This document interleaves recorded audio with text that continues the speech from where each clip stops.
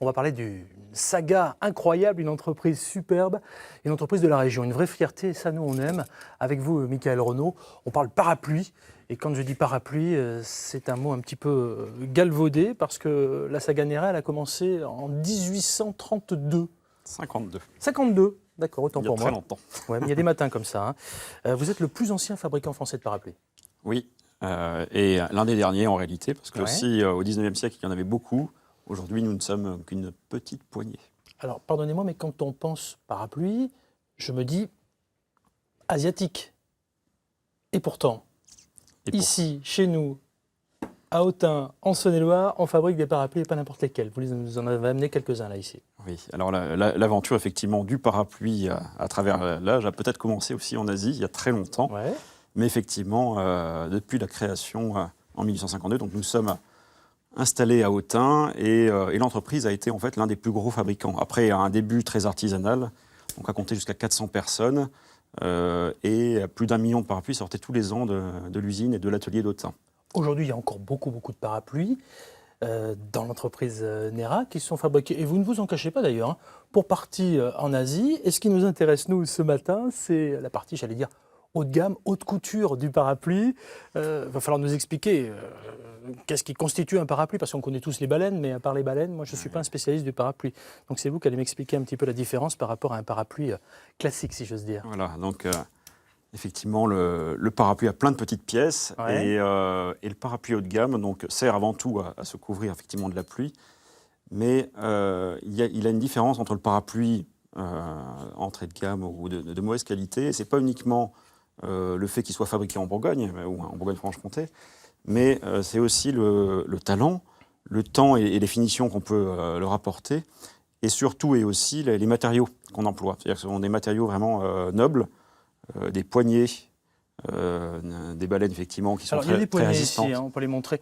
La différence par rapport à une poignée classique, moi je le sens évidemment parce que je touche le cuir et forcément, maintenant ici j'imagine qu'il y a de la corne, enfin il y a différentes choses. Là on est vraiment dans du haut de gamme, c'est de la personnalisation de parapluie là en l'occurrence. Oui, on fait vraiment des toutes petites séries, voire des pièces uniques. On utilise, donc la fantaisie n'a pas de limite en réalité, donc des bois massifs, des bois précieux, des cuirs, des formes un peu étonnantes.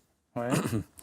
C'est pas Parfois. mal ça, tiens, je vais donner ça à Marie-Thérèse pour tout à l'heure, quand elle nous parlera d'Autun avec Nicolas Rollin, mais pas pour nous parler parapluie, vous l'avez compris. Il faut que j'en donne un aussi à Marilyn. Marilyn, elle est très disco, je vais lui donner celui-ci, voilà, il est un peu musical.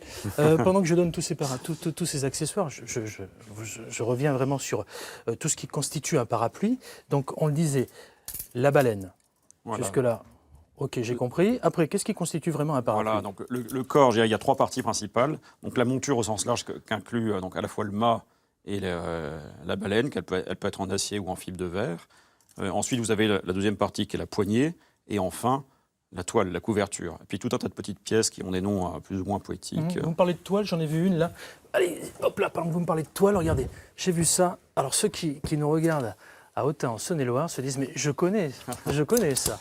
Donc c'est effectivement un parapluie qui est doublement régional parce qu'il est fait à Autun, mais en plus il représente un sujet autunois, c'est Ève d'Autun, qui est une fierté locale. Ouais. Et donc là on est sur un motif imprimé et la grande difficulté c'est que c'est un motif sur l'ensemble du parapluie qu'il faut ajuster, donc il demande du talent.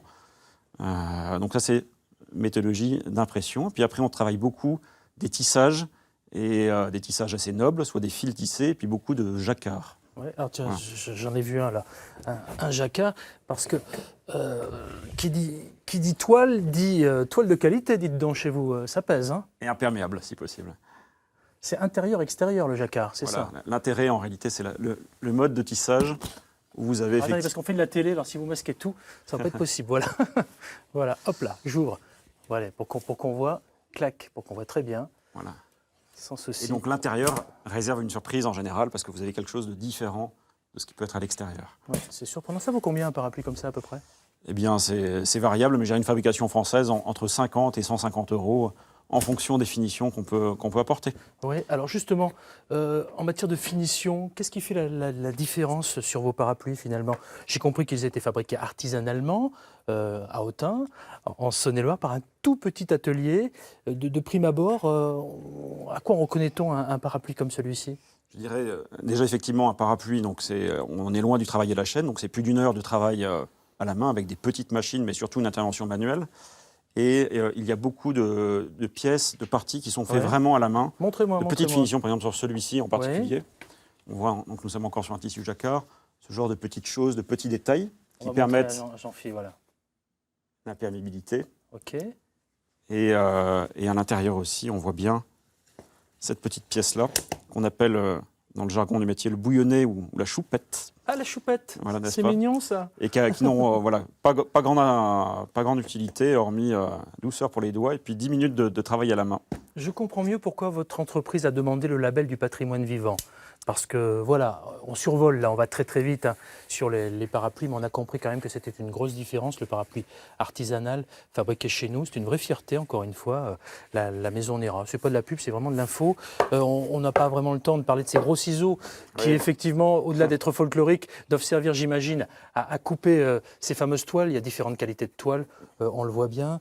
Ça, c'est quoi? C'est un fer à repasser, vous faites quoi avec ça? Alors, on est, je pense, une des dernières entreprises françaises à utiliser ces fers 19e, Ouais. non pas pour passer nos tissus, mais simplement pour les tenir justement dans l'opération de coupe. Parce qu'on est, contrairement à la grande époque où il y avait un atelier de coupe avec des presses hydrauliques, aujourd'hui, effectivement, notre meilleur ami, c'est le ciseau.